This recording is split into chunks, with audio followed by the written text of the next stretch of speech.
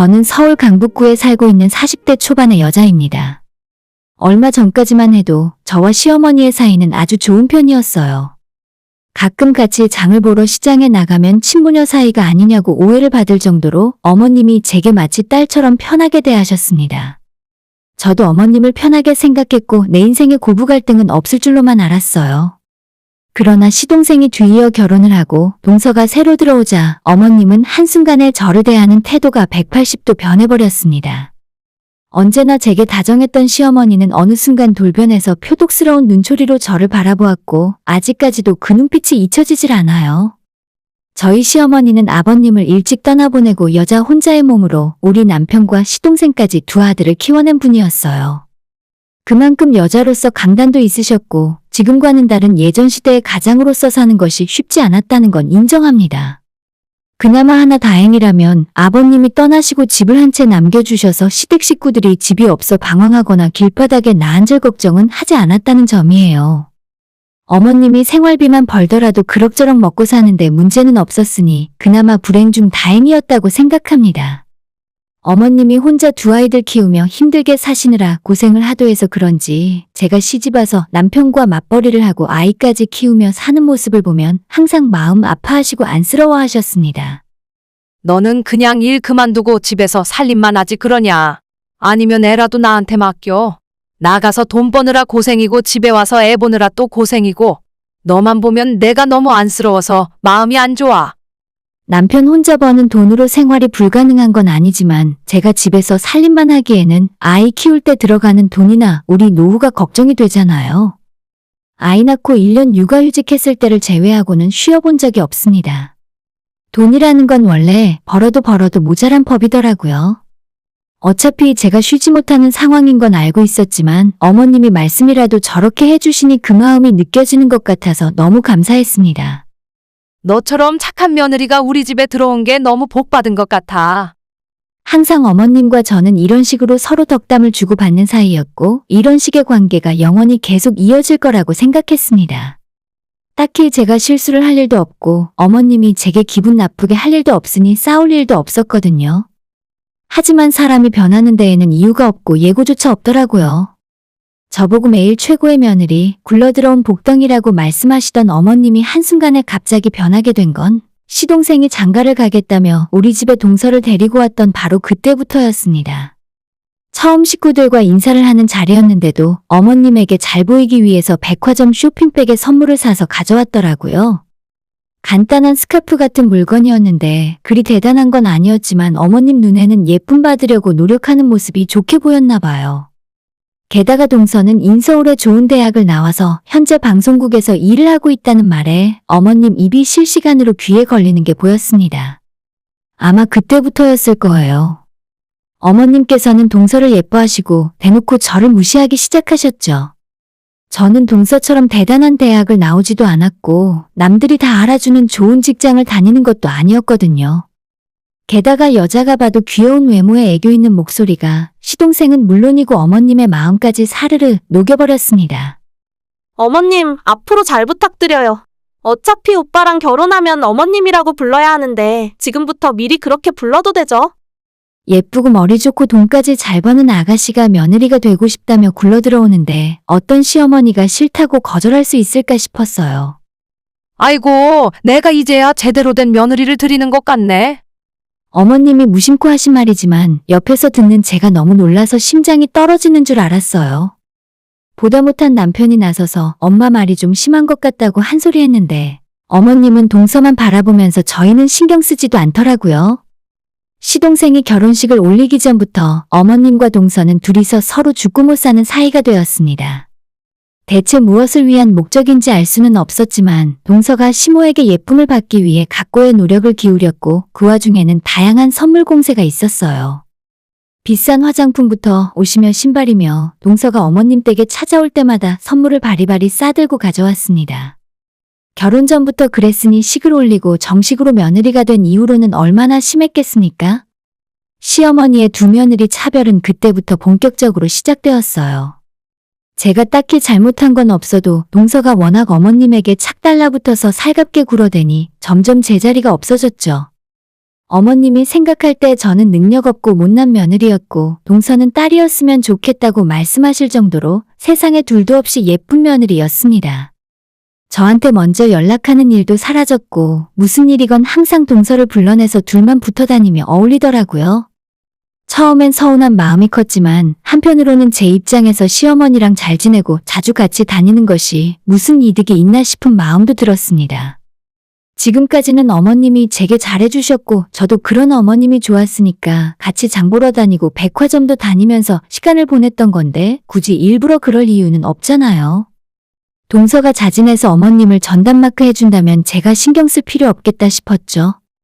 실제로 두 사람이 붙어 다니는 동안 저는 제 나름대로 남편이랑 잘 지내고 있었습니다. 그런데 얼마 전 어머님이 동서랑 같이 셋이서 아울렛을 가자며 저를 부르시더라고요. 토요일에 시간 있지? 둘째랑 아울렛 가기로 했는데 별일 없으면 너도 같이 가자. 모처럼 나가서 바람도 쐬고 우리 집안 세 여자끼리 뭉치는 날도 있어야지. 최근 들어 저를 부르는 일이 없었는데 웬일인가 싶었어요. 조금 어색하긴 했지만 다시 예전처럼 잘 지내보자는 의미로 받아들이고 내심 기쁜 마음으로 달려갔습니다. 하지만 아울렛에 도착한 지 1시간도 지나지 않아서 완전히 속았다는 걸 알게 되었어요. 동서가 어머님 옷을 사드리겠다고 만든 자리였는데 물건을 사는 족족 쇼핑백을 저한테 넘겨주시더라고요. 넓은 아울렛을 걸어다니면서 대신 짐을 들어줄 짐꾼이 필요했을 뿐이었어요. 그것도 모르고 같이 쇼핑하러 가자는 줄 알고 저는 신용카드까지 하나 챙겨들고 바보처럼 달려갔었던 거죠. 얘 이것도 좀 들어라. 그리고 빨리빨리 따라와. 아까부터 계속 너만 뒤로 처지잖니. 어머님이 옷을 고르면 동서가 계산을 하고 그 쇼핑백은 자연스럽게 제게 넘어왔습니다. 전부 옷이었기 때문에 그렇게 무거운 건 아니었지만 두 사람이 빈손으로 앞서 나가면 제가 무술이라도 된 것처럼 양손에 바리바리 짐을 들고 졸졸 따라가는 모양새였죠. 쇼핑백을 5개 정도 혼자 들고 있으니 자존심이 너무 상했고 모멸감과 수치심까지 들었습니다. 어머 형님, 너무 무거우시면 제가 좀 들까요? 저한테 하나 주세요. 아니, 나이로 보나 집안에서 위치로 보나 애초에 짐을 동서가 들던지 최소한 저와 반씩 나눠 들어야 하잖아요? 어머님이 하란다고 지금까지 신경도 안 쓰다가 뒤늦게 걱정해주는 척 하는 것이 너무 얄밉게 보였습니다. 됐다 됐어. 걔는 신경 안 써도 돼. 원래 옛날부터 나랑 장 보러 다니면 짐 들고 따라오던 애야. 그나저나 둘째 너도 뭐 하나 골라봐. 내가 사줄게. 나도 염치가 있지. 너한테 받기만 할 수는 없잖니. 생글생글 웃으며 제 속을 긁는 동서도 얄밉고 아예 대놓고 저를 사람 취급도 하지 않는 시어머니한테는 더 크게 화가 났어요. 2시간 정도 그렇게 따라다니다가 이건 도저히 아니다 싶어서 나 먼저 차에 가서 기다리겠다 하고 혼자 주차장으로 와버렸습니다. 내 차로 여기까지 운전하고 왔는데 해도 정말 너무한다 싶었습니다. 제가 기다리고 있는데도 아랑곳하지 않고 그 이후로도 시모와 동서는 1시간 넘게 쇼핑을 계속하다가 천천히 차로 돌아왔습니다.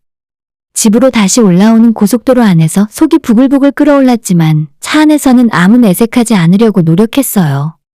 대신 이대로 그냥 넘어갈 수는 없고 어머님이랑 뭐가 잘못된 건지 서로 간에 오해가 있으면 대화를 통해 풀어야겠다 생각했습니다. 이때까지만 해도 제가 사태 파악을 제대로 못하고 있었나 봐요. 아무튼 그날 저녁 집에 돌아와서 생각을 정리하고 어머님께 전화를 직접 걸었어요. 동서가 우리 집에 들어온 뒤로 갑자기 사이가 멀어지고 그간 제가 섭섭하게 생각했던 부분을 전부 솔직하게 말씀을 드렸습니다. 예전에 잘 지내던 시어머니의 모습을 생각하며 제가 진심을 이야기하면 어머님도 잘 들어주시고 관계를 다시 회복할 수 있을 거라고 생각했죠. 하지만 어머님의 반응은 제 예상과는 완전히 정반대였습니다. 섭섭해? 너가 섭섭할 게 뭐가 있어? 그런 소리를 들으니까 오히려 내가 너한테 섭섭하다. 너가 애들도 아니고 나이 어린 둘째한테 질투나 하고 창피하지도 않니? 이제 새로 우리 집에 들어와서 적응하고 있는 네 동서를 도와주지는 못할 망정 그거 조금 내가 신경 써주는 걸 못 참아서 이러는 거야? 어머님이 이렇게 말씀을 하시니까 저도 못 참고 서운함이 폭발해버렸어요.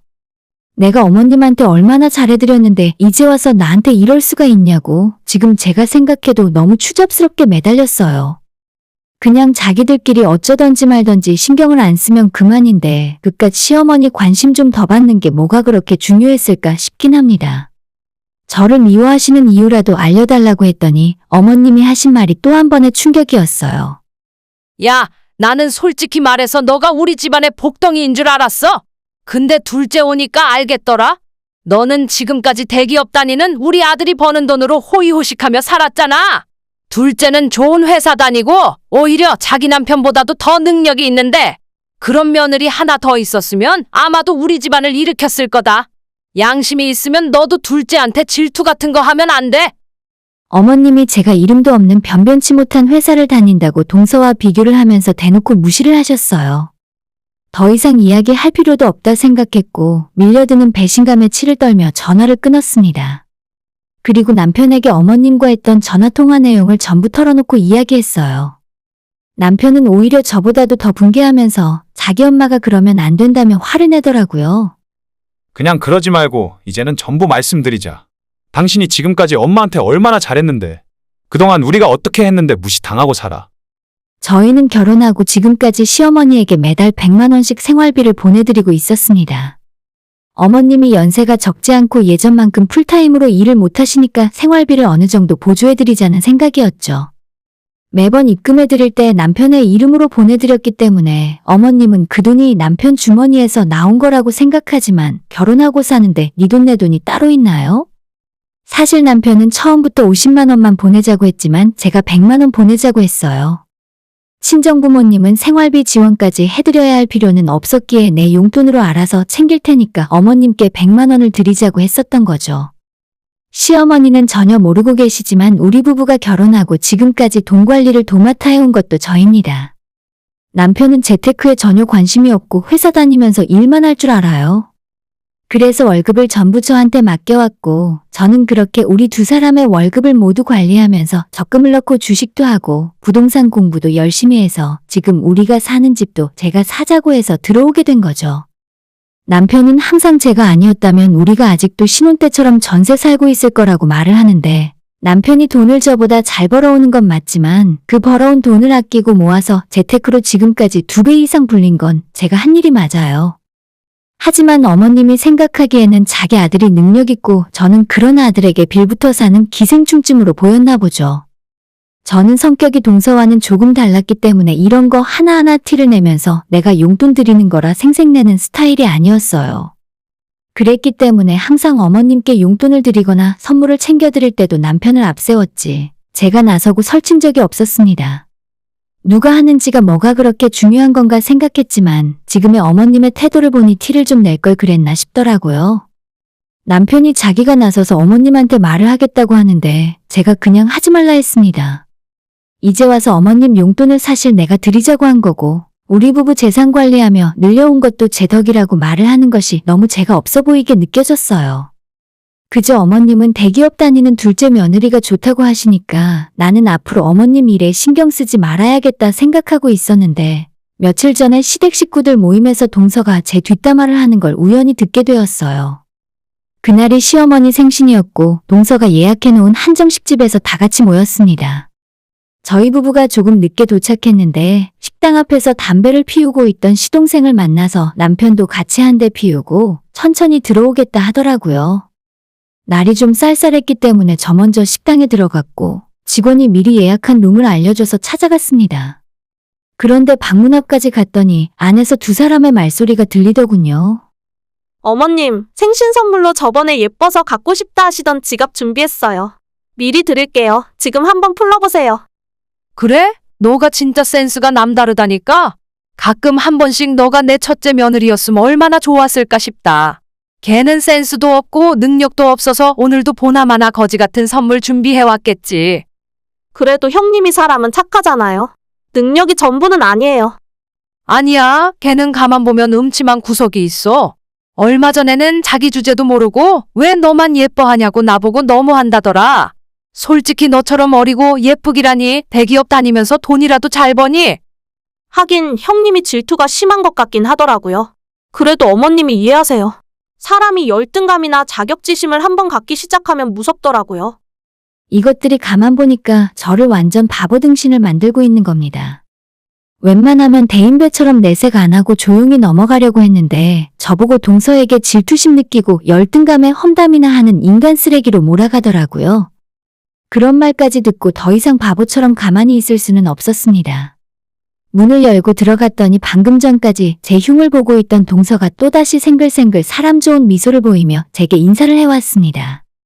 저는 어머님 생신 선물로 사왔던 가디건을 식탁 위에 집어던졌고 동서 앞에 있던 잔을 들어서 그 안에 들은 차를 머리에 부어버렸어요. 아, 뜨거! 지금 뭐 하시는 거예요? 팔팔 끓는 물이었다면 좋았을 텐데 생각보다 그렇게 뜨겁지는 않았나 봅니다. 금방 정신을 차린 동서가 제게 뭐 하는 짓이냐고 화를 냈고 저는 눈 똑바로 뜨고 동서에게 사람 없는 자리에서 뒷담화하지 말라 이야기했어요. 그리고 시모에게도 센스 없는 며느리가 센스 없는 선물 사왔는데 마음에 안 들면 백화점 가서 바꾸던지 버리던지 마음대로 하시라고 했죠. 그리고 어머님, 앞으로 저희가 드리던 용돈은 이번 달부터 못 드리게 될 것 같아요. 어머님도 이미 아시다시피 제가 자격지심이 좀 있거든요. 대기업 다니고 돈 잘 버는 둘째 며느리한테 생활비 보내달라고 하세요. 저는 능력이 없어서 이제 더는 못 해드릴 것 같아요. 그렇게 말하고 미련 없이 뒤로 돌아서 나왔습니다. 식당 입구에서 시동생과 함께 들어오고 있던 남편에게 오늘 볼일 끝났으니 우리는 집으로 가자고 했죠. 남편이 어리둥절했지만 제 얼굴 표정을 살피고 무슨 심각한 일이 생겼구나 싶었는지 아무 말 없이 저를 따라 나왔습니다. 그렇게 어머님 생신에 저희는 파토를 내고 집으로 돌아왔고 나중에 그때 있었던 일을 남편에게 이야기했더니 차라리 잘 됐답니다. 안 그래도 제가 너무 무시당하는 것 같아서 남편도 마음이 불편했었는데 동서한테도 어머님한테도 차라리 속 시원하게 하고 싶은 말 다 해버려서 다행이라네요.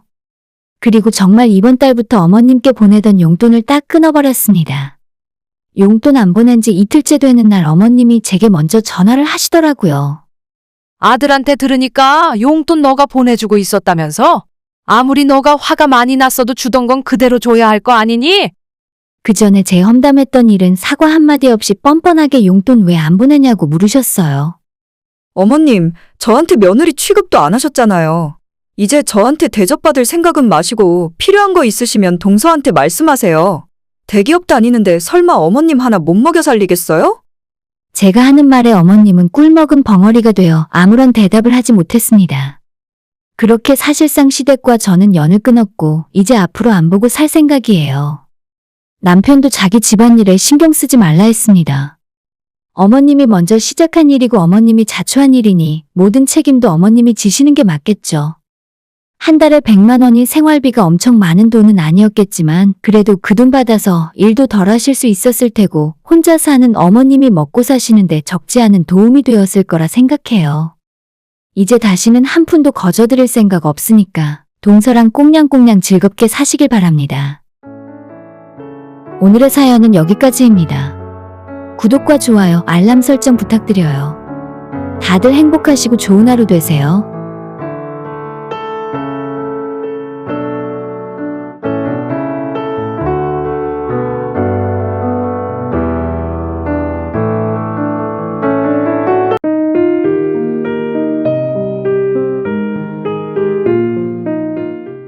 저는 얼마 후면 결혼한 지 5년이 다 되어가는 36살의 여자입니다.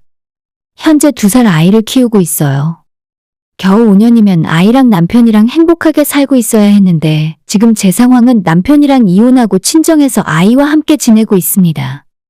원래 이혼하는 과정이라는 것이 결혼 생활을 끝내고 헤어지는 일인 만큼 좋게 끝날 수가 없지만 우리는 정말 마지막까지 엄청나게 싸웠습니다. 서로 머리끝까지 화가 나서 상대방에게 심한 말을 하고 이혼 결정하기 전에도 며칠 동안 잠도 제대로 못 자고 남편과 시댁에 맞서 싸웠어요. 아무리 말을 해도 제 이야기를 들어줄 생각하지 않고 본인과 시댁 입장만 이야기하면서 마치 제가 이기적이고 문제 있는 것처럼 이야기하는데 진짜 이러다 저희 둘 중 하나가 죽어야 끝나겠더라고요. 시댁 사람들은 정말 하나같이 말이 통하지 않았고 어쩔 수 없이 저는 주변 사람들에게 상담을 받은 내용을 바탕으로 남편과 당신네 가족들이 문제라는 것을 알려줬지만 남편이 하는 말은 그건 너 친구들이니까 당연히 너 편을 드는 거지. 제발 이기적으로 굴지 말고 가족을 먼저 생각해봐. 가족이라면 서로 어렵고 힘들 때 도와야 하는 거야. 라고 하면서 본인 잘못을 절대 인정 안 하더라고요. 주변 사람들에게 소문나서 망신당하는 것까지 감수하고 마지막으로 물어본 건데 남편이 제가 하는 말은 들어주지 않으니 우리 두 사람의 결론은 딱 한 가지밖에 없었습니다. 어차피 다 끝난 마당에 뭐하러 구질구질하게 이혼한 이야기를 꺼내냐고 하시는 분들도 있겠지만 남편이 아니더라도 그 집안의 시누나 시어머니가 이 사연을 듣는다면 제발 좀 창피한 줄 아셨으면 좋겠어요. 제가 처음부터 시댁이나 남편과 사이가 안 좋았던 것은 아니에요. 결혼하기 전에 인사드리러 갔을 때나 신혼 때는 저도 나름대로 이쁨 받는 며느리였어요.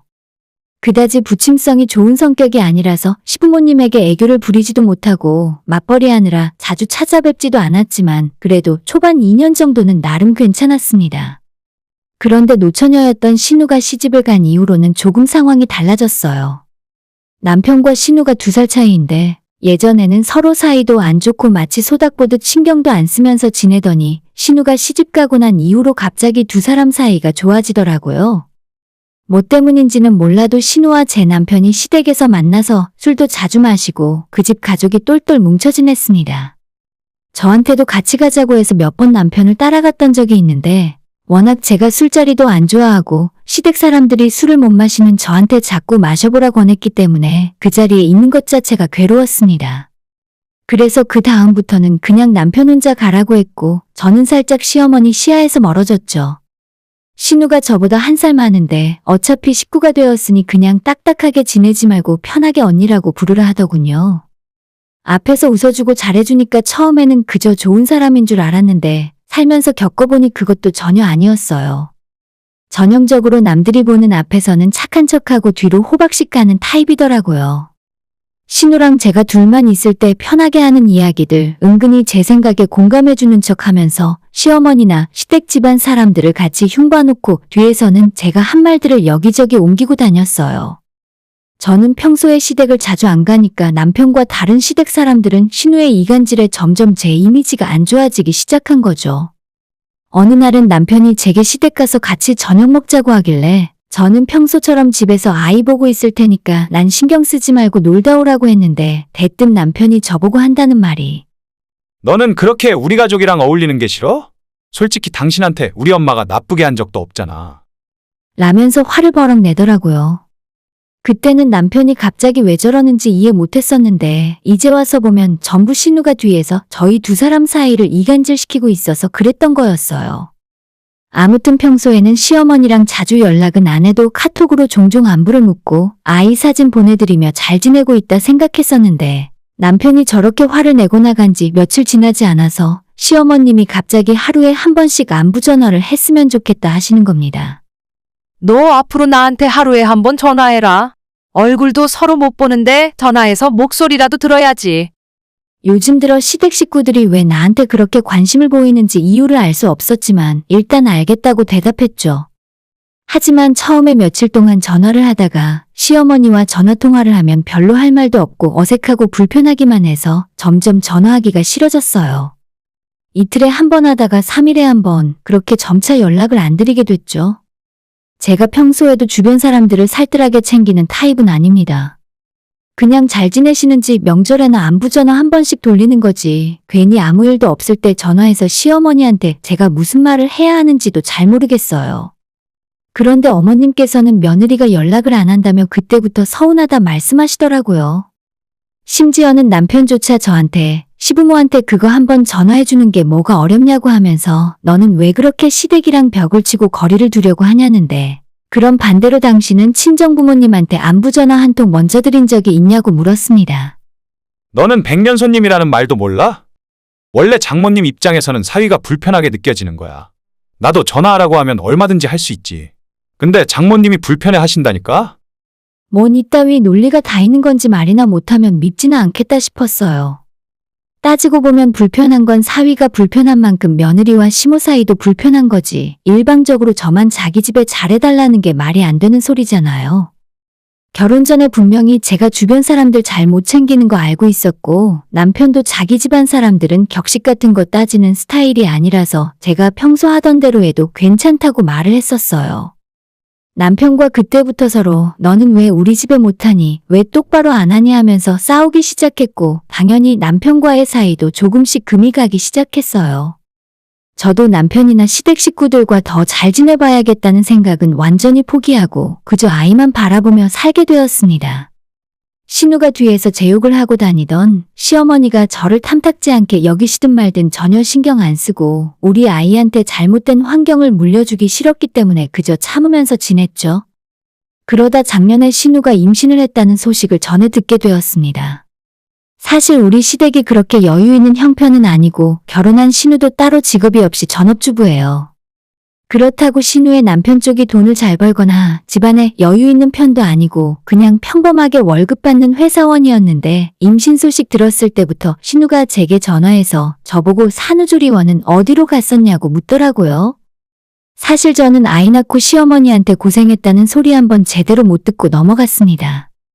제 친구들은 아이 낳은 뒤에 시댁에서 용돈도 받고 비싼 명품 가방 선물이나 심지어 아이 키우면 필요할 거라면서 시댁에서 차를 받은 친구도 있었지만 제게는 완전 다른 세상 이야기였죠. 대신에 친정엄마가 출산할 때가 다 되어서 저보고 산후조리 하는데 보태쓰라고 300만 원을 보내주셨어요. 아이 낳기 전에 마지막 달까지 저도 휴직 안 하고 일을 하고 있었는데 마침 엄마가 보내준 돈으로 아주 좋은 조리원을 예약할 수 있었습니다. 조리원에서 나왔을 때는 거기 산모들끼리 정보를 공유해서 정부 지원을 받아 도우미를 신청해서 편하게 있을 수가 있었습니다. 제가 겪었던 이야기 그대로 신우에게 해주고 산후조리원은 어디가 좋다, 아주머니를 집으로 부를 때는 어디에 연락해서 어떻게 지원을 받아야 한다고 말을 해줬어요. 나름대로 고급 정보라고 생각했는데 아무리 평소에 마음에 들지 않았던 신우라고 해도 이제 아이 낳고 같은 처지가 된다고 하니 도움을 안 줄 수가 없었죠. 그 뒤로 남편을 통해서 신우 이야기를 들을 수 있었는데 산후조리원은 제가 있었던 곳을 2주만 예약했는데 도우미 아줌마는 따로 부를 생각이 없고 대신 우리 시어머니가 신우네 집에 가서 산후조리 해주기로 했다고 하더군요. 하기야 신우 입장에서 모르는 아주머니 부르는 것보다 자기 친정엄마가 집에 와서 도와주는 편이 더 편할 수도 있겠다고 생각했어요.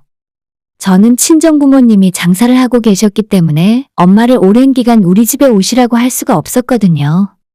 처음엔 나라에서 지원해주는 거니까 큰 기대를 안 했었는데 막상 도우미를 불러보니까 정말 친절하고 살뜰하게 잘 살펴주셨어요. 그래서 신우한테도 추천을 한 건데 아무래도 엄마가 해주는 것이 더 편하지 않겠나 싶긴 하더라고요. 사실 그때도 신우가 제육하고 다니는 거 어느 정도 알고 있었고 시어머니랑 연락을 거의 안 하고 있을 때라서 산후조리를 어떻게 하던지 말던지 별로 관심도 없었습니다. 제가 알려준 대로 하던지 아니면 어머님이 하던지 누가 하던지 알아서 하겠지 하고 대충 넘어갔는데 얼마 전 신우가 출산을 한 달 정도 남겨놨을 때 만삭인 신우를 두고 시어머니가 아버님이랑 둘이서 겨울산 등산을 하겠다며 놀러 가셨어요.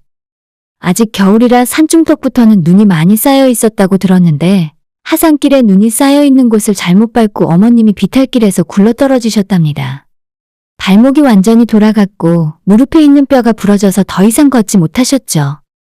결국에 119를 불러 구조되어서 산에 내려오셨어요.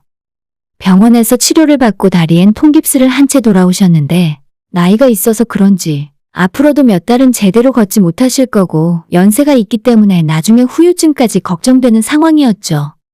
병문안을 갔는데 어머님은 본인 다친 것보다 자기 딸이 다음 달에 애 낳으면 봐줄 사람 없다고 그 걱정을 먼저 하셨습니다. 그 소리를 듣고 집으로 돌아오는 길에 뭔가 불안한 예감이 들었어요. 시아버님은 당연히 애 볼 줄도 모르고 집안일도 할 줄 모르셔서 도움이 안 되는 상황이었으니 왠지 육아휴직을 하고 있는 저한테 불똥이 튈 것 같아서 불안했지만 그래도 상식적으로 도우미를 부르던지 알아서 할 거라 생각하고 넘어갔습니다. 어머님이 다리 부러진 지 3주가 지났을 때 예정일보다 빠르게 신우가 아이를 낳았어요. 남편이랑 병원으로 달려가서 신우와 아이를 보고 돌아왔고 그 이후에 신우는 조리원으로 들어갔는데 며칠 후에 퇴근하고 돌아온 남편이 제게 자기 동생 산후조리를 저보고 맡아서 하라더군요. 걔가 다음 주면 집에 돌아오잖아. 지금도 온몸이 다 아프다고 하는데 당신이 당분간 왔다 갔다 하면서 좀 봐줘. 그래도 한번 경험자니까 당신이 봐주는 게 낫겠지. 제게 해줄 수 있겠냐고 물어보고 부탁을 했어도 절대로 싫고 무조건 거절할 일이었는데 마치 제가 당연히 해야 하는 일처럼 말을 하더라고요. 저는 절대로 할 수 없다고 했고 내가 내 아이 보려고 육아휴직하는 중이지 신우 수발 들으러 가야 할 이유는 전혀 없다고 말을 했어요. 아니 그냥 정부 지원 신청해서 받으면 되는데 왜 나보고 하라는 거야? 다른 이유는 없고 신우가 성격이 까칠해서 자기 집에 모르는 사람이 들락거리는 것 자체가 싫답니다. 그거야 제가 알 바가 아닌데 왜 나보고 그 일을 떠맡으라는 건지 모르겠어요. 육아휴직도 1년 반을 넘어가면서 처음보다 아이가 많이 커서 갓난 아이 때보다는 손이 덜 가긴 하지만 그래도 우리 애 보면서 신우의 갓난 아이랑 산후조리 수발까지는 도저히 못하겠더라고요. 아니, 제가 할 이유도 전혀 없었고요. 신우가 평소에 저한테 잘해주기라도 했으면 모르겠는데 뒤에서 내 욕하고 다니는 거 다 알면서 배알도 없이 거길 들어가서 일을 한답니까? 못하겠다고 제가 이야기하자 남편은 어이없다는 듯 가족이니까 당연히 가서 해야 한대요. 원래 시어머니가 하기로 했었는데 다치셔서 못 가니까 그 다음은 너가 가서 해야지 왜 남한테 가족을 맡기냐고 하더라고요. 그럼 제가 애 낳고 아주머니를 집으로 불렀을 때는 왜 아무 말 안 하고 가만히 있었답니까? 남편의 논리대로라면 저도 남한테 맡기지 말고 시어머니나 신우가 집에 와서 제 수발을 들어줬어야 하는 거 아닌가요? 물론 해준다고 해도 싫었겠지만 말이라도 한 번 했으면 모를까. 저한테는 미역 사 먹으라고 10,000원짜리 한 장 안 주더니 이제 와서 신우를 도와주라는 게 말이 됩니까? 이유야 어찌됐건 저도 바쁘고 힘든 사람이라 절대 못한다고 끝까지 우겼어요. 남편은 저보고 평소에 시댁 사람들에게 살갑게 굴지 않아서 평판이 안 좋았는데 이번 기회에 잘해서 점수 못 딴 거 한 방에 만회하라고 하더군요. 진짜 그 말을 듣고 코웃음만 나왔습니다. 제가 신우랑 시어머니한테 잘 보이고 점수 따려고 결혼했습니까? 아무리 대화를 해봤자 남편과는 도무지 말이 통하지 않았습니다. 그렇게 동생을 아끼고 사랑하면 당신이 회사에 휴가 내고 2주일 동안 동생 수발 들으라고 왜 나한테 부탁하냐고 했습니다. 나는 당신 동생 얼굴 보는 것도 싫은데 공짜로 그 집 가서 일하고 싶지 않다고 했더니 남편은 그런 제가 평소에 자기 가족들을 무시하고 싫어해서 그렇다고 하네요. 정말 말도 안 통하고 말을 할수록 진짜 더 싫어졌어요. 남편뿐 아니라 그 집안 시댁 다른 식구들까지 전부 다 싫었습니다. 이틀 정도 남편과 신우 산후조리 문제로 싸우고 냉전 중이었는데 시어머니한테 갑자기 전화가 왔습니다. 저한테 뭐라고 하실지 뻔해서 전화 받기도 싫었는데 언제까지 무시할 수 없으니 그냥 어쩔 수 없이 받았어요. 아니나 다를까 전화 받자마자 저보고 한다는 소리가 애 낳고 힘든 신우를 좀 도와주는 게 어디가 어때서 그러냐고 잔소리를 쏟아내기 시작했습니다. 너가 아무리 우리 집안을 무시해도 시집와서 사는 한 가족인데 이럴 때 돕고 살아야지. 남한테 돈 주고 맡겨봤자 그게 내 식구처럼 봐주겠니? 어머님 말씀을 듣다 보니 너무 짜증나고 화가 났습니다. 어차피 나라에서 지원 다 해주는데 그냥 사람 부르라고 했어요. 재작년에 제가 아이 낳았을 때는 어머님이 뭘 해주셨는데요? 괜히 괴롭힐 생각하지 마시고 사람 부르세요.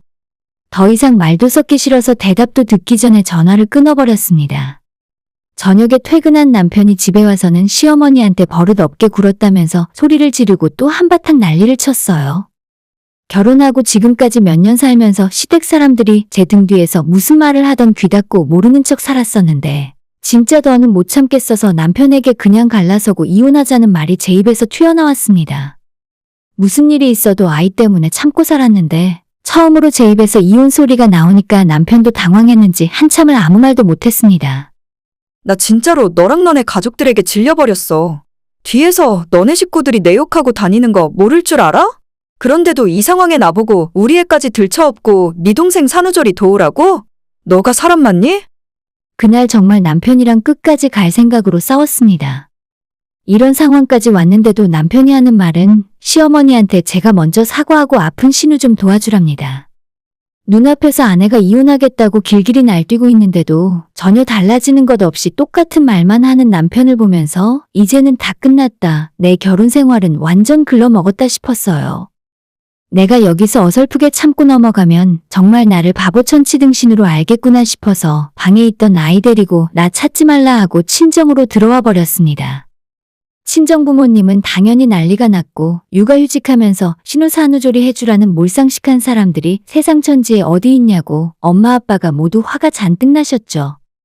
남편이 집에라도 찾아와서 잘못했다고 빌기라도 할 줄 알았는데 역시나 남편은 친정에 찾아오지도 않았습니다. 그냥 하루에 몇 번씩 전화해서 앵무새처럼 똑같은 말만 반복하길래 괜히 서로 안 맞는 사람끼리 맞춰가며 살려고 고생하지 말고 여기서 끝내자고 했어요. 남편이랑 진짜 막판에 막판까지 서로 욕하고 싸우면서 험한 꼴 다 봤습니다. 양쪽 변호사까지 쓰면서 진흙탕 싸움을 하다가 마지막에 협의하고 아이는 제가 키우고 남편에게 매달 양육비 받는 걸로 깔끔하게 갈라섰어요. 저도 내년 초에 회사 복귀하면 그때는 엄마가 낮에 집에 와서 제가 퇴근할 때까지 아이를 봐주신대요. 진작 이렇게 하고 살 걸 뭐하러 예쁨 받고 살겠다고 그 집에서 붙어 있었는지 모르겠네요. 저 혼자 벌어도 아이랑 둘이 충분히 먹고 살 만한데 부모님 집에 들어와 있으니 앞으로 집 걱정도 없고 남편에게 받는 양육비까지 하면 아이가 하고 싶은 거 원 없이 다 해줄 수 있을 것 같아요. 아이 낳고 산후조리원에서 겨우 2주 있다 나온 신우는 결국엔 제가 처음 이야기한 대로 지원받아서 산후도우미를 집으로 불렀다고 들었어요. 어차피 그렇게 할 건데 뭐하러 저를 괴롭히려고 했는지 모르겠습니다. 이런 문제로 며느리 괴롭히면서 식구들끼리 싸울 수 있다는 것 자체로 놀라웠고 끝까지 자기들은 아무 문제 없다는 식으로 사과 한마디 없다는 것이 더 놀랍네요. 오늘의 사연은 여기까지입니다. 구독과 좋아요, 알람 설정 부탁드려요. 다들 행복하시고 좋은 하루 되세요.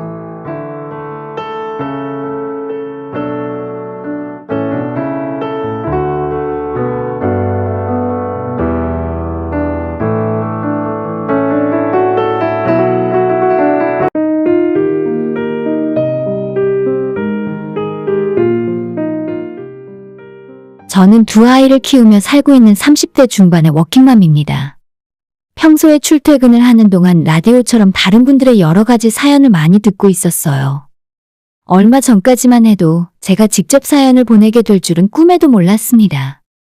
막장 시댁 사연을 들을 때마다 우리 시댁은 아무리 그래도 저 정도는 아니구나 생각하며 다행이다 싶었어요. 그렇다고 마냥 좋은 건 아니라서 신혼 초부터 시어머니와 미묘한 기류는 항상 있었지만 괜히 부딪히기 싫어서 지금까지 잘 참고 살았습니다. 하지만 얼마 전에 드디어 터질 게 터져버리고 말았어요. 제가 시어머니와 어떤 일이 있었는지 옛날 일부터 하나하나 말씀드려 볼게요. 이 집안의 시집 오기 3년 전에 시아버님은 먼저 세상을 떠나셨고 그래서 지금 시댁에는 어머님 혼자 계시는 상황이세요.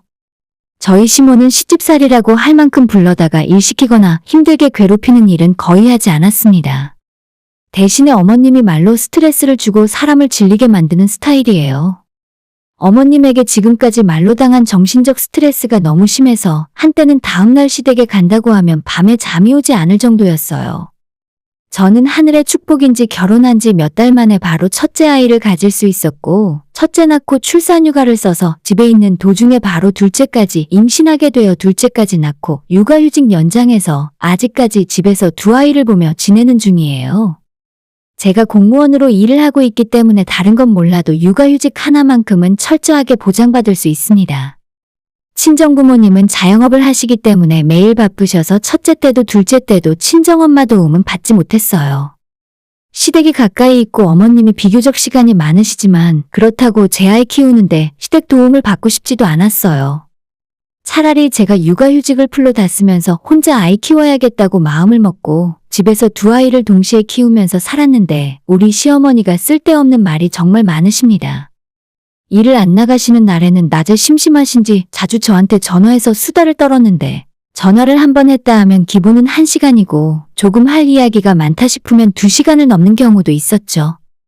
보통 제 잔소리로 시작해서 어머님 주변 인물들 험담을 신나게 하시다가 나중에는 결국에 자기 아들한테 잘하라며 잔소리로 마무리하는 패턴입니다. 제가 집에서 마냥 노는 것도 아니라 집안일도 해야 하고 어린 두 아이도 봐야 하는데 애가 울어서 전화기 너머로 우는 소리가 다 들리는 상황에서도 어머님께서는 본인 하실 말씀이 우선인가 봐요. 그냥 적당히 남들 욕하고 험담만 하는 거면 그러려니 하겠는데 어머님이 말씀이 하도 많으시니까 그중에 실언도 너무 많아요. 특히 할 말 못할 말 구별을 못하고 아무 소리나 하는 것이 가장 큰 문제예요. 그러다가 한 번씩 제가 들었을 때 상처가 되고 가슴에 한으로 남을 만한 소리를 본인은 아무렇지 않게 해버리시고 나중에 제가 그런 말은 듣기에 서운했다고 이야기하면 정작 그 말을 했던 기억도 하지 못합니다. 제 첫째 아이는 딸이었는데 그때 어머니께서 정말 많이 실망하셨어요. 우리 남편이 둘째 아들인데 먼저 장가를 갔던 아주버님네가 딸만 둘을 낳았기 때문에 어머님께서 이번엔 저희한테 반드시 아들을 원하고 계셨나 봐요. 제가 임신 소식을 알려드렸을 때부터 어머님은 이번에 예감이 좋다면서 아들이라고 설레발을 치고 호언장담을 하셨어요. 베란다 문을 열고 호랑이가 들어오는 꿈을 꿨다고 하는데 호랑이 꿈은 남자아이 태몽이라며 무조건 남자라 하셨습니다. 그때는 아직 성별이 결정되기 전이었고 정작 남편이나 저는 아들이건 딸이건 아무 상관이 없었는데 집안에서 어머님 혼자 난리셨죠. 심지어 아주버님네랑 다 모인 자리에서도 형님드는 앞에서 이번에 둘째네는 아들인 것 같다. 드디어 나도 손자 보는구나. 라면서 눈치 없이 말씀하시는 바람에 제가 옆에 있는 형님 눈치 보느라 민망할 지경이었죠. 몇 주 후에 병원에서 제 뱃속 아이 성별이 딸이라는 걸 미리 알게 되었지만 남편과 상의 끝에 어머님한테 일단 말씀드리지 않기로 결정했습니다. 그전부터 어찌나 설레발을 떠시는지 괜히 먼저 이야기했다가 뱃속에 있는 내내 욕먹을 것 같았거든요. 끝까지 숨길 수는 없었지만 25주차가 넘을 때까지 시어머니에겐 우리 아이 성별은 비밀로 하고 있었죠. 아니나 다를까 미루다가 어머님이 하도 닥달을 해서 결국 딸이라고 말씀을 드렸는데 처음에는 인정을 안 하시려고 하더라고요. 100% 확실한 거냐? 그럴 리가 없는데 내가 분명히 아들 낳는 꿈을 꿨단 말이지. 나중에 제가 아이 낳고 회복실에 누워있을 때에 복도에서 어머님이 친구분이랑 전화통화하는 소리가 제가 있는 병실안까지 다 들렸습니다. 응, 그래. 이번에도 또 딸이야. 우리 집안 며느리들은 딸밖에 낳을 줄 모르나 봐. 방금 고생해서 아이 낳은 입장으로 그 말을 듣고 진짜 얼마나 서운한 마음이 들던지.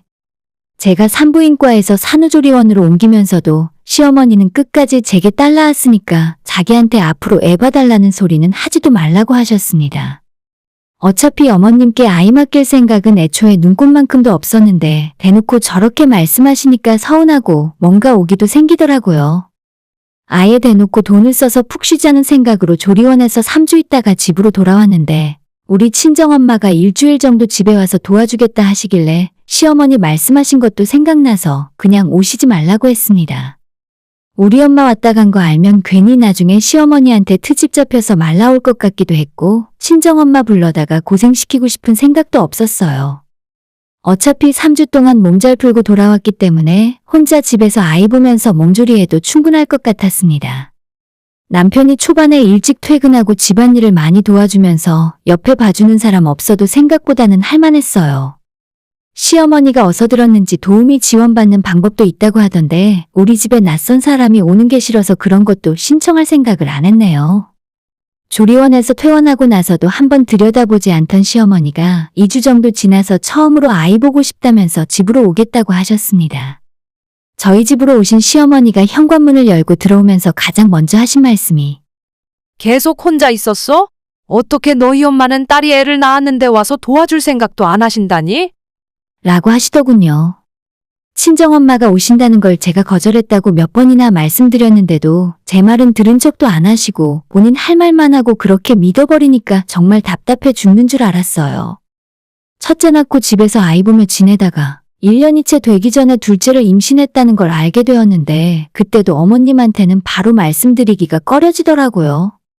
보나마나 이번에는 꼭 아들이어야 한다고 부담을 주실 게 뻔해서 나중에 병원에서 성별을 확실히 알게 되기 전까지는 말을 하지 말자고 생각했습니다.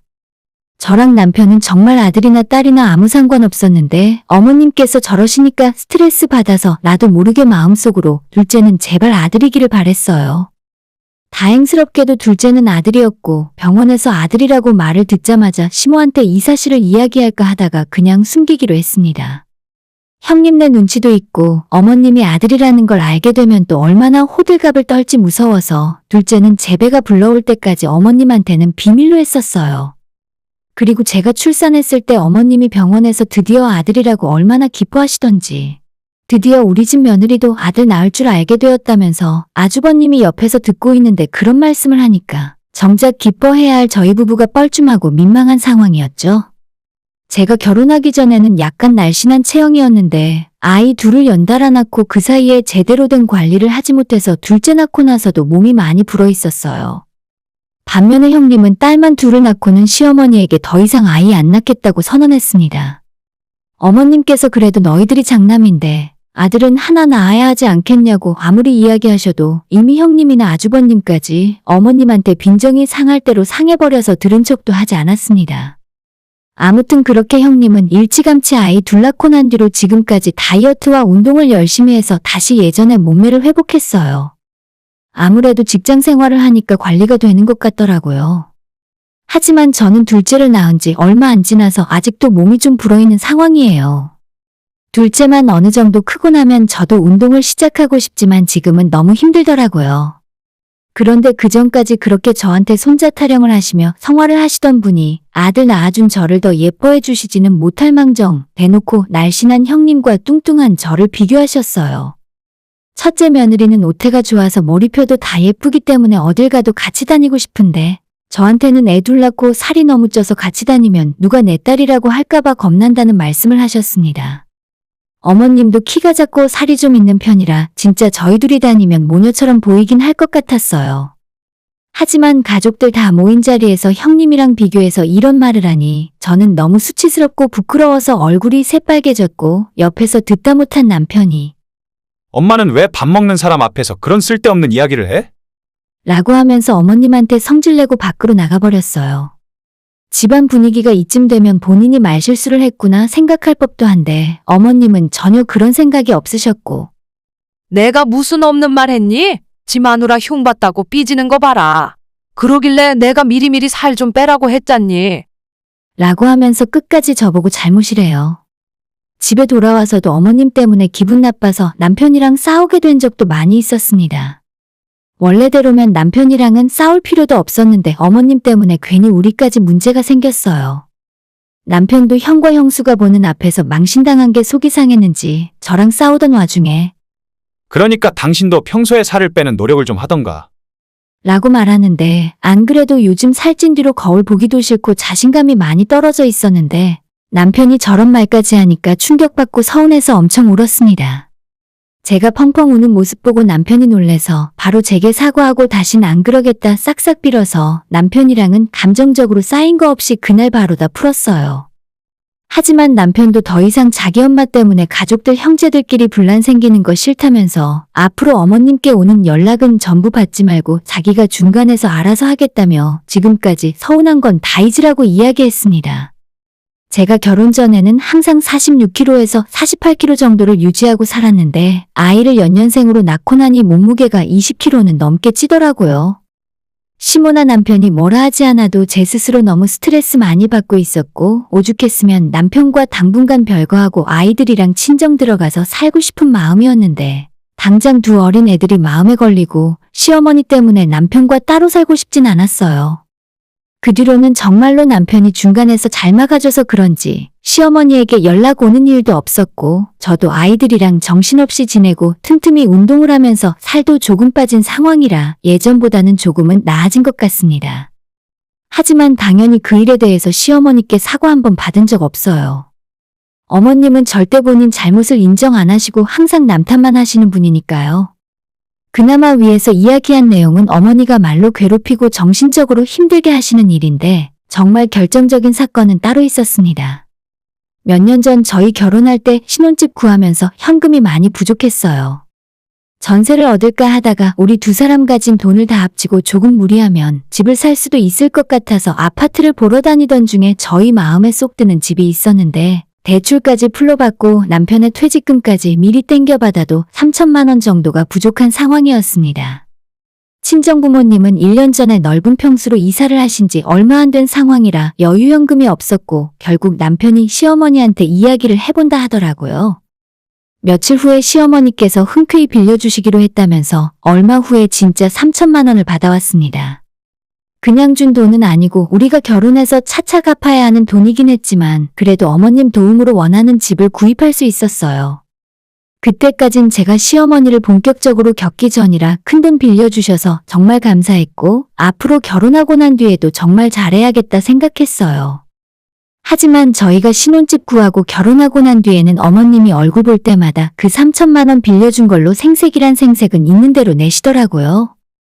결혼한 이후에 저희가 한 달에 100만 원씩 갚겠다고 말씀드렸더니 자기는 당장 돈 쓸 곳도 없으니까 천천히 여유 있을 때 갚거나 아니면 나중에 어머님이 늙고 병들면 모른 척 하지 말고 데리고 살면 되겠다는 농담까지 하셨어요.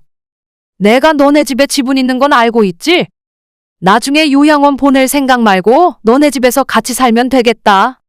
농담인지 진담인지 말 속에 뼈가 있었고 진짜 어머님 모시고 산다는 건 생각만 해도 정말 끔찍해서 소름이 끼칠 정도입니다.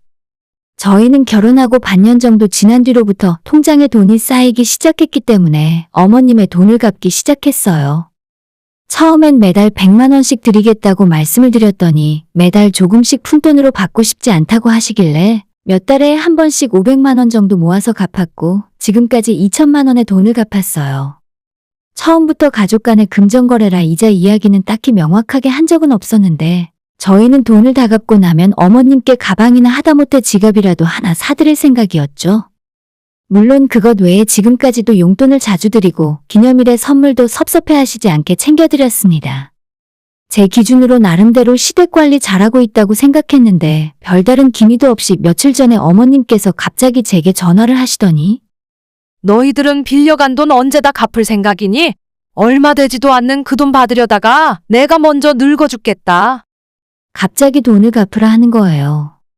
저희가 돈이 없어서 안 드리는 것도 아니고 아이 둘을 한꺼번에 키우면서 목돈까지 모아야 하는 상황이라 가지고 있는 현금을 탈탈 털어드리긴 부담스럽잖아요. 지금까지 500씩 갚을 때도 아무런 말씀이 없었는데 갑자기 이러시니 당황스러웠죠. 당연히 빌린 돈을 가장 먼저 갚는 게 원칙이지만 저희도 애들 커나가는 것도 준비해야 하고 미래를 위해 투자도 해야 하는데 전부 어머님께 사전에 미리 양해 구하고 허락을 받은 대로 착실히 갚아나가고 있었거든요. 그리고 이런 이야기는 좀 그렇긴 하지만 아주버님 결혼할 때는 집 구하는데 보태라고 시어머님이 1억을 해주셨는데 저희 결혼할 때는 뭔가 해주겠다는 말씀이 없었습니다. 애초에 남편이랑 제가 양가 부모님께 손 벌리지 말고 우리 형편 되는 대로 시작하자고 준비를 했던 거고 거기서 돈이 좀 모자라서 어머님께 빌리게 된 상황이었습니다. 그런 건 어차피 다 핑계고 저희도 빨리 다 갚고 싶었는데 제가 아이 낳으면서 바로 육아휴직 중이고 줄어든 월급으로는 여유가 그리 크지 않았어요. 그치만 이런 저희들의 상황까지 다 어머님께 말씀을 드렸고 천천히 500씩 갚겠다고 이야기가 다 된 상황이었습니다. 돈 빌린 지 얼마가 지났는데 그전까지는 별다른 말씀 한 번 없다가 왜 이제 와서 갑자기 이렇게 말씀하시는 건지 통 이해를 할 수가 없었습니다. 저희가 따로 들고 있는 적금을 깨면 1,500 정도 있는데 저도 화가 나서 어머님께 내일 은행 가서 적금 깨고 나머지 1,000만 원 보내드리겠다고 말씀을 드렸더니 이제는 또 하시는 말씀이 그렇게 니들 돈을 받으면 자기가 마음 편하겠냐며 천천히 갚으라 하시고 전화를 끊으셨어요. 그날 저녁 퇴근한 남편에게 낮에 어머님한테 전화가 와서 남은 돈 바로 갚으라는 식으로 말씀하셨다고 하니까 남편은 자기 엄마가 또 시작이냐면서 머리가 너무 아프다고 두통약까지 먹더라고요. 남편이 말하기를 엄마가 최근 들어서 형이랑 자기한테 조만간 너희들 둘 중 하나랑 같이 살았으면 좋겠다는 식으로 말씀하신 적이 있다 하더라고요. 하지만 두 형제 모두 다 어머님이랑 같이 사는 건 엄두가 안 나서 못 들은 척 대답을 안 하고 있는 중이랍니다. 더군다나 아주버님네는 형님이 성격이 세고 자기 주장이 강하기 때문에 씨알도 안 먹히는 상황이었고 최근 들어서는 그나마 만만한 우리 부부한테 같이 살았으면 좋겠다고 압박을 넣고 있으셨나 봐요. 남편이 아이들이 둘이나 있고 이 와중에 어머님까지 모시고 살기엔 불편해서 안 된다고 거절을 했더니 그새 분을 못 참고 저한테 전화를 해서 자기가 빌려준 돈을 갚아라 어쩌라 으름장을 놓은 것 같다 하네요. 그 이야기 듣자마자 저는 온몸에 소름이 쫙 끼쳤습니다. 며칠 전에 남편에게 전화해서 모시고 살라는 식으로 한참을 말씀하셨다는데 그걸 거절하니 이번엔 저한테 전화하셔서 말도 안 되는 트집 잡고 화풀이를 당한 겁니다. 남편도 이번 일에는 너무 충격을 먹었는지 더 이상 아무런 말을 하지 않다가 다음날 적금 붓고 있던 거 바로 해지하고 어머니한테 그동안 빌려 쓴 이자까지 넉넉하게 쳐서 1,200만 원을 보내드렸어요. 어머니가 그 돈이 입금된 걸 확인하자마자 저한테 다시 전화하셔서는 너도 독하다 진짜. 내가 너한테 그냥 농담 한번 한 거 가지고 바로 이렇게 나오기냐? 1,000만 원만 주면 될 것이지 200만 원은 이자 먹고 떨어지라는 거야? 저는 어머님이 아무리 시비 걸어도 아무 말도 안 하고 가만히 있었어요. 안 그래도 스트레스로 머리가 터질 것 같았는데 여기서 어머님이랑 괜히 말 섞고 싸우다가는 똑같은 사람이 될 것 같았거든요. 혼자 실컷 화풀이 하시고는 제가 대답도 안 하고 있다는 걸 알아차리시고는 너희들 어디 다음에 두고 보자면서 전화를 끊으셨습니다. 며칠 후 주말에 남편이 어머님 댁을 직접 갔다 오더니 아주 침통한 얼굴로 시어머니는 앞으로 신경 쓰지 말고 살아도 된다고 하는데 가서 대체 무슨 일이 있었냐고 물어봐도 남편은 아무 말도 하지 않고 그냥 누워만 있어요. 아마 시어머니랑 엄청 싸우고 온 모양인데 저도 이제 그냥 어머님 일은 모른 척 하려고요. 사실 제가 시집 온 뒤로 시어머니에게 그렇게 욕먹을 짓을 한 적은 없거든요. 최고의 며느리까지는 아니었어도 기분은 하려고 노력했고 제가 먼저 어머님을 미워하지도 않았어요. 아마 거절을 잘 못하는 제 성격 때문에 만만하게 보고 잡아먹으려 하시는 것 같은데 이제는 저도 어머님 포기했고 앞으로는 남편 말대로 먼저 연락 안 하고 안 보고 살려고요. 그래서 지금도 시어머니 생각만 하면 숨이 턱턱 막힙니다. 애도 보기 싫다는 분이 저희랑 같이 합가해서 살려고 생각하셨다니 정말 소름 끼쳐요. 그래도 이제는 자주 얼굴 볼 일 없을 것 같고 신경 안 써도 된다는 생각에 기분은 조금 좋습니다. 시어머니 성격에 이대로 넘어가진 않을 것 같지만 남편이 앞에서 다 막아주니까 저도 무서울 거 하나 없네요. 오늘의 사연은 여기까지입니다. 구독과 좋아요, 알람 설정 부탁드려요. 다들 행복하시고 좋은 하루 되세요.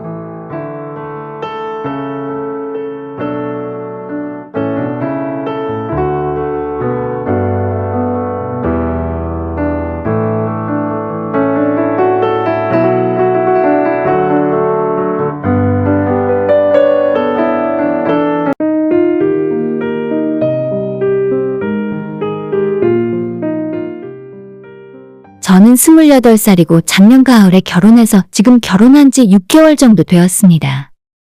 6개월이라는 기간이 짧다면 짧은 시간이지만 하루하루 돌이켜보면 지금까지 제가 어떻게 제정신으로 버티고 살았는지 모르겠어요.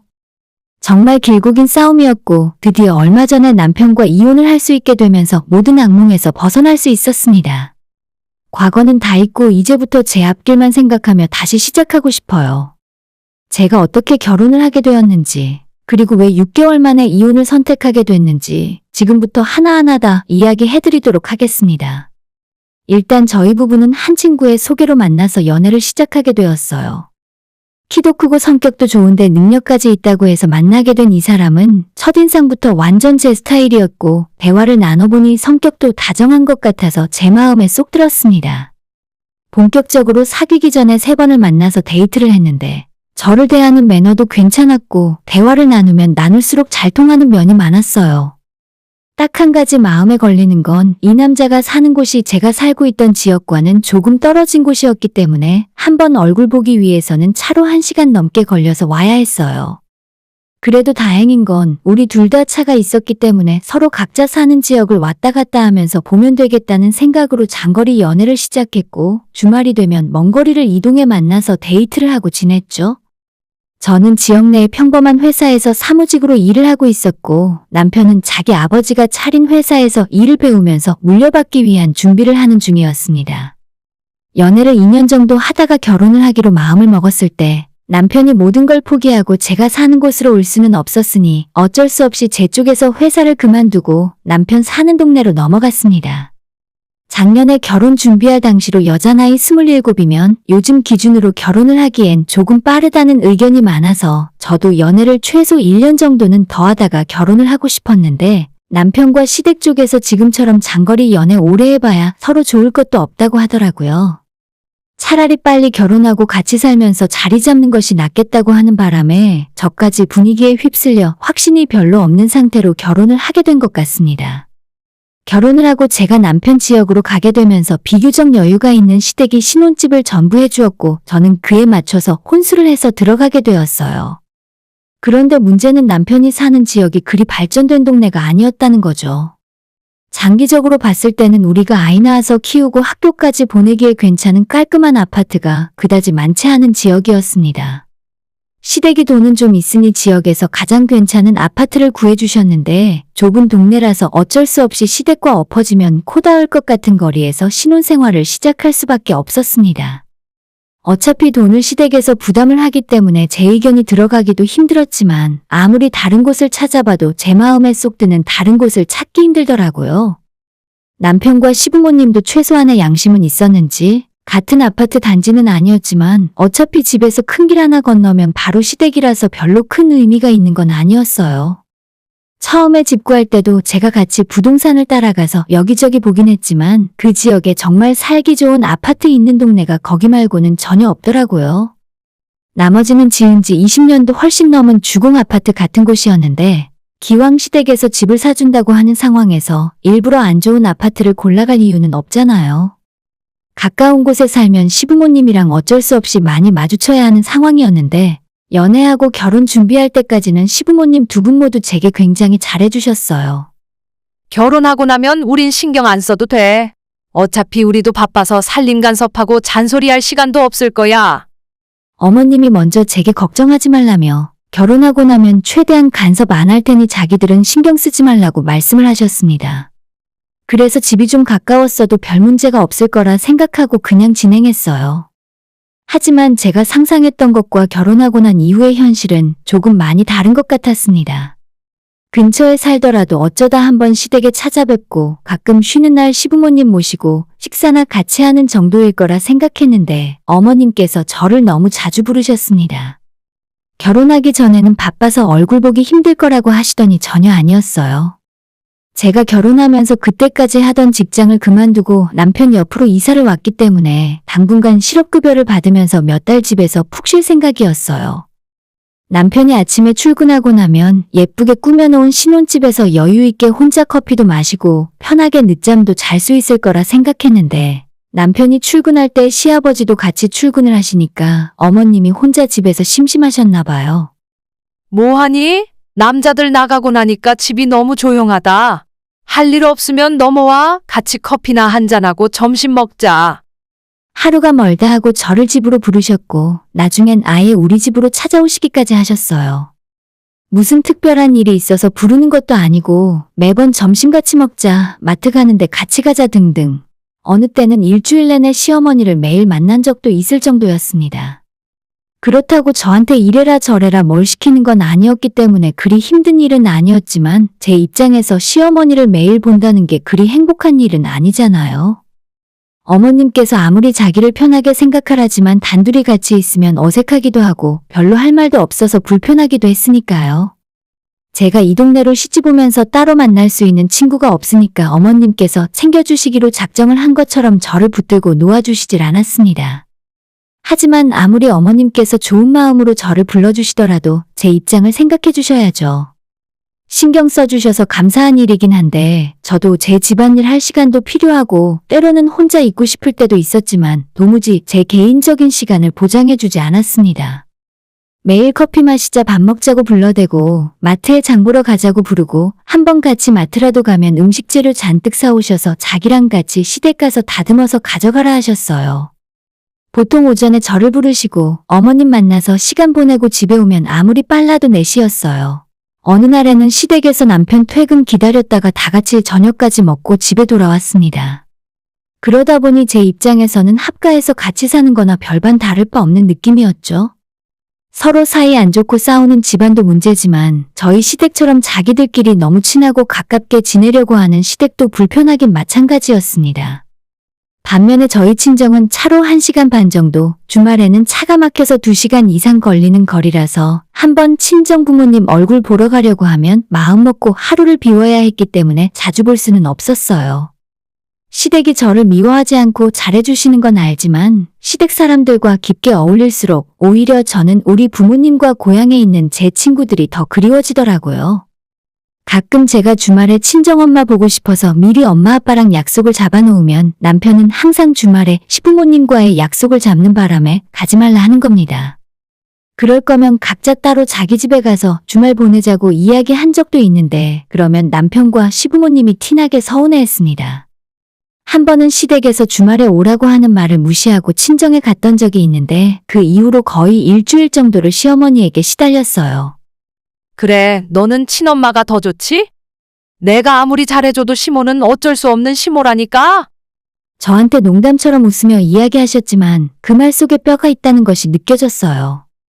하루는 어머님이 5일 연속으로 저를 부르셔서 같이 점심 먹고 늦게까지 시댁에 붙들려 있었는데 저녁에 퇴근한 남편에게 불만을 이야기했습니다. 어머님이 자주 나를 찾으셔서 너무 피곤하다고, 나도 내 시간이 필요한데 일주일에 6일을 어머님이랑 보내니까 힘들다고 말을 했어요. 이럴 줄 알았으면 그냥 신혼집을 다른 동네에 얻었을 거야.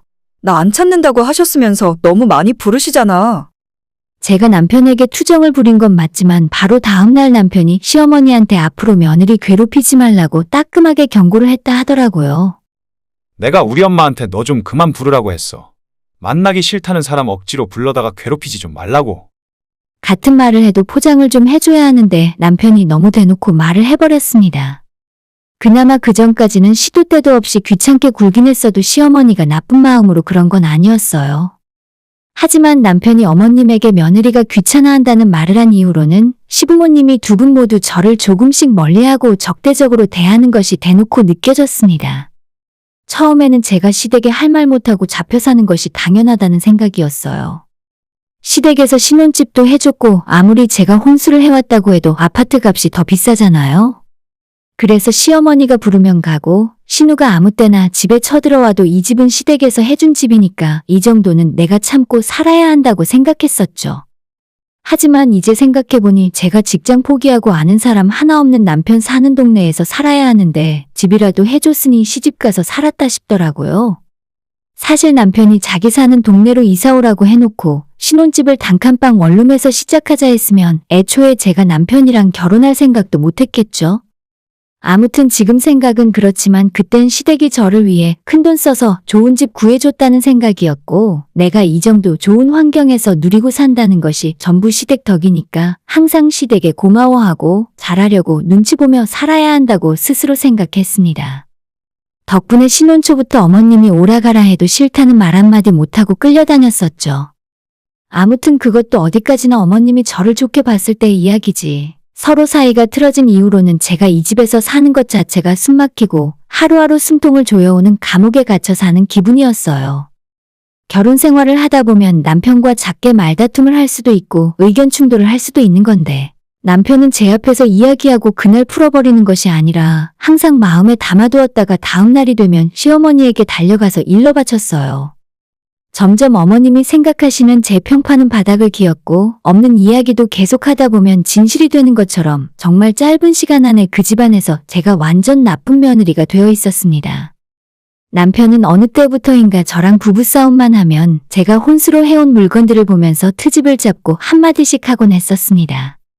너가 시집 올 때 제대로 해온 게 있기나 해?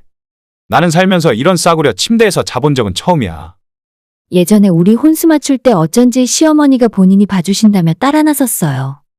전자제품이야 최신형 국산 TV 세탁기 냉장고로 다 맞췄는데 가구를 보는 눈이 저와는 완전 다르더라고요. 침대가 1,000만 원을 훌쩍 넘는 것이 있다는 것을 저는 태어나서 그날 처음 알았고 소파나 식탁 의자 같은 가구들도 수백만 원은 기본이었죠. 제가 생각했던 결혼 예산으로는 그런 가구를 신혼집에 풀세팅하는 건 도저히 무리였고 돈이 있다고 해도 수입 고급 가구는 디자인이 너무 화려해서 제 취향도 아니었습니다. 결국 가전제품은 가장 비싸고 좋은 물건으로 맞췄지만 가구들까지 그렇게 할 수는 없어서 제가 가진 돈에 맞는 적당한 가격으로 할 수밖에 없었거든요. 그랬더니 저랑 싸울 때마다 남편이 혼수 이야기를 하기 시작했어요. 결혼하고 이 동네로 이사 오면서 일을 그만두었던 저는 남편에게서 경제권도 받지 못했고 여자가 집에 있으면서 경제권도 없다는 것은 곧 집안일에 대해서 아무런 결정권이 없다는 것을 의미했습니다. 그래서 저도 집에서 이렇게 놀고 먹으며 갇혀 사느니 나가서 일을 하려고 했는데 이 동네에 멀쩡한 직장이 많지 않더라고요. 그렇다고 해서 아버님 회사에 다닐 수는 없는 노릇이었고 회사 몇 군데에 면접을 보러 다녔는데 갈 때마다 제가 누군지 이미 다 알고 있었습니다. 성원산업 조사장님 며느리 아니야? 아버님 회사에서 일하지 뭐하러 여기까지 면접을 보러 왔어? 제가 가는 곳마다 먼저 저를 알아봤고 번번이 면접에서 떨어졌어요. 결혼 전에 어느 정도 사무직 경력이 있기 때문에 일을 잘할 자신이 있었는데도 아는 사람 며느리라 불편해서 안 된다며 저를 쓰지 않았습니다. 혼자 돈도 벌 수 없었고 집에 있으면 남편에게 개무시를 당하고 완전 지옥 같은 시간이 계속되었습니다. 워낙 인구가 얼마 안 되는 작은 지역이라 집을 나와도 갈 곳도 마땅치 않고 아는 사람도 없으니 더 답답하고 미치겠더라고요. 남편과 시부모님과의 사이가 점점 멀어지고 갈등이 계속 이어지다가 얼마 전에 남편이랑 크게 싸운 적이 있었습니다. 구정 때 저는 시댁에서 전부치고 해달라는 거 다 해줬는데 남편은 저희 친정에 가는 걸 거부하더라고요. 너네 집은 거지 같아서 가기 싫어. 좁고 이상한 냄새도 난단 말이야. 안 그래도 시댁에서 이틀 동안 고생했는데 차례 지내고 우리 집으로 가자고 하니 저딴 소리를 하니까 너무 열이 받았습니다. 저도 그전까지는 화가 나도 참으며 살았는데 안 그래도 쌓여있는 게 많았고 정신도 거의 한계 상황이라 남편에게 미친 듯이 화를 냈습니다. 옆에서 시부모님이 다 보고 있는 와중에 이렇게 살다가는 내가 제명까지 못 살 것 같으니 이혼하자고 소리를 질렀어요. 제가 먼저 화를 내고 이런 말을 하면 남편이 저를 달래주기는커녕 지가 더 크게 화를 내고 옆에서 시어머니도 제게 소리를 지르는 겁니다. 저게 뭘 잘했다고 내 아들한테 대들어? 그따위로 할 거면 당장 너네 집으로 돌아가! 그 말을 하면서 제 눈에 불이 번쩍 튀었는데 어머님이 손에 잡히는 물건을 마구잡이로 저한테 던지시더라고요. 순간 저도 이성을 잃고 달려들 뻔하다가 그냥 저 인간들 고소해서 콩밥 먹게 만들어야겠다고 생각했습니다. 저한테 악쓰고 소리 지르며 물건 던지는 모습을 핸드폰을 꺼내서 동영상으로 찍기 시작했어요. 남편이 상황 파악을 했는지 시어머니 앞을 몸으로 막아서면서 뒤늦게 말리더라고요. 제가 맞을 때는 가만히 있던 자식이 자기 엄마 찍는 건 필사적으로 막았습니다. 야, 너 그냥 너 혼자 너네 집으로 가. 누가 돌아가라고 하면 못 돌아갈 줄 알았나요? 내 인생에 반드시 이 사람이 있어야 하는 것도 아니고 남편은 물론이고 시댁 사람들 하나하나 꼴보기도 싫어서 지옥이나 다름없는 이 결혼 생활을 계속 이어나갈 이유가 하나도 없었습니다. 생각이 거기까지 가니까 내가 지금 여기서 뭐 하고 있는 건지, 무슨 부귀영화를 누리겠다고 여기 시골까지 내려와서 이런 취급을 당하며 참고 살았는지 현타가 밀려왔습니다. 그래서 남편을 놔두고 바로 집에 돌아가서 간단한 짐만 싸들고 친정으로 들어갔어요. 우리 부모님에게 그동안 제가 겪었던 일들을 다 말씀드리고 다음날 남편에게 이혼하고 너네 엄마는 고소하겠다고 통보를 했습니다. 시댁에서 제가 남편에게 이혼하겠다는 말을 한 이후로 몇 시간 뒤에 시어머니께서 제게 전화를 하더니 꽃뱀 같은 게 드디어 본색을 드러낸다며 너가 이혼하고 나가더라도 돈은 한 푼도 줄 수 없으니 재산 분할 같은 건 기대도 하지 말라며 난리를 치셨어요. 꽃뱀이니 어쩌니 자기 집 재산 보고 들어온 불려시 같은 년이라고 한참 욕을 하시길래 당연히 저는 어머님과의 통화 내용까지 녹음해놨다가 며칠 전에 저한테 난동부린 동영상과 함께 변호사를 찾아가 고소를 해버렸습니다. 자기 엄마까지 고소를 해버리니까 남편이 제게 이런 식으로 이혼하면 너도 좋을 거 하나 없다며 적당한 선에서 합의를 하자며 먼저 제안을 하더라고요. 결혼한 지 아직 1년도 안 됐기 때문에 재산 분할은 못 해주고 대신 제가 혼수를 해가느라 썼던 돈을 그대로 현금으로 다시 돌려주고 위자료 조금 더 얹어주겠다고 하길래 저도 괜히 고소하고 법정 싸움 가고 오래 시간 끌기 싫어서 그쯤에서 동의했습니다. 며칠 후에 제가 혼수로 해간 4천만 원과 위자료 명목으로 1,000만 원이 더 제 통장에 들어왔고 그 이후 남편을 만나 깔끔하게 이혼 서류에 도장 찍었습니다. 그래서 저는 지금 원래 살던 곳으로 돌아와서 부모님 댁에서 함께 살고 있어요. 남편과 함께 살던 신축 넓은 아파트는 아니지만 지금 집이 훨씬 따뜻하고 편합니다. 결혼 전에 제가 다니던 회사와도 이야기가 잘 되어서 다음 주부터는 출근할 수 있고요. 지옥 같았던 시댁에서 벗어났고 시간이 지날수록 저는 이게 최선의 방법이었다고 생각해요.